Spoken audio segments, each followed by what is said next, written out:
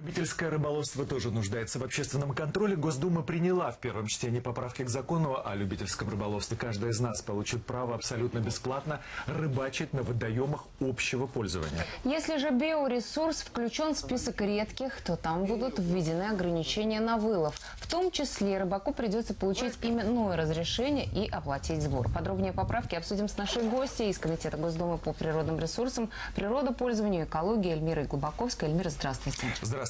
Доброе утро, Ирина. Доброе утро, Владислав. Что следует из поправок? 90% всех водных ресурсов в каждом регионе могут быть отданы в свободное пользование рыболовов-любителей, да?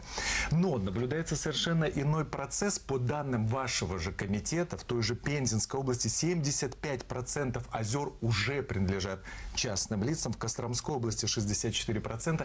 Тенденция такая по всей стране. Передаются в частную собственность водоемы.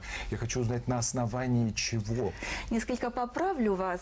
То есть не поправки приняты, а принят в первом чтении проект федерального закона о любительском рыболовстве, который потому-то и был нужен, что были сделаны некоторые ошибки. Да, когда руководители регионов просто стали отдавать безоглядно лучшие, самые привлекательные для любительского рыболовства водные объекты в частные... делать, если то, что федеральная буква собственность у нас нельзя, закон только можно в долгосрочную аренду. А закон 420, он не ограничивал объемы тех водных площадей, которые можно было отдать в рекреационные услуги.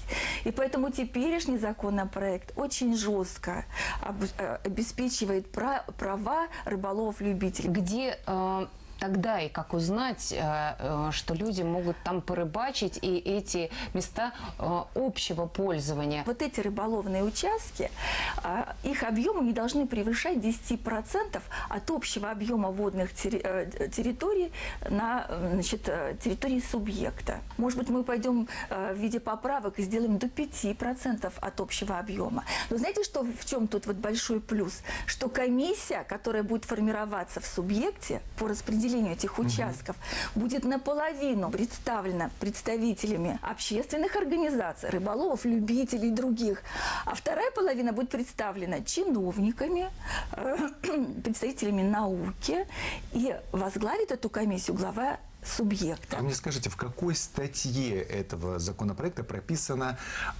желательно персональная ответственность, может быть, как раз главы субъекта за невыполнение этого закона? А вот это хорошее предложение для поправки ко второму чтению. Да, но знаете, что важно? За кем сегодня закреплена ответственность? Статья 15 и 16 проекта федерального закона о любительском рыболовстве предусматривает ответственность тех представителей среднего и малого бизнеса, юридических лиц, индивидуальных предпринимателей за состояние водного объекта, территории.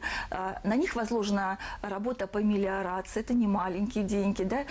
Улучшение качества воды, по зарыблению. Кто вот мелиорацией, зарыблением будет заниматься на этих 90-95%, если это не чья-то, так сказать, собственность, и это не коммерческие но если это участки? Собственность субъекта, да, находится на территории субъекта, то, конечно, это должны делать местные органы исполнительной власти. Пока в законопроекте этого нет. Надо прописать. Это обязательно нужно. А что касается вот удостоверения рыболова-любителя, да, оно будет именное, нужно будет получать каждому, кто хочет посидеть с удочкой. Да, ни фишкарт, ни ежегодных выплат, ничего этого законом не предусмотрено. А на чем остановились? Значит, остановились, что бесплатно и свободно, только когда нужно получить индивидуальное разрешение рыболова.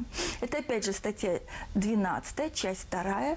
Речь идет только о ценных видах рыб. Эльмира, а когда мы идет теперь речь только рассказываем о черной икре. как раз вот суточной нормы на вылов рыбы, это как раз вот об этих участках? Нет, или это повсеместно? Это повсеместно, это как раз тоже для того, чтобы сохранить водные биоресурсы. А то как есть, это контролировать? Что это? Рыбинспекция, которая была как в советские времена? Да, это будут контролирующие органы, но и сегодня очень важно волонтерское движение, общественные организации, опять же, рыболов-любителей, они должны все-таки тоже включаться в эту работу. А когда второе чтение? Надо же много доработать еще. Я думаю, что законопроект во втором чтении будет рассматриваться летом. Я уже представляю, какое количество поправок будет предусмотрено. И поправочку о персональной ответственности глав субъектов за сохранение водных ресурсов. Непременно. Спасибо, Эльмира. Спасибо. Закон о любительском рыболовстве мы обсуждали с членом Комитета Госдумы по природным ресурсам, природопользованию и экологии Эльмирой Глубаковской. Спасибо.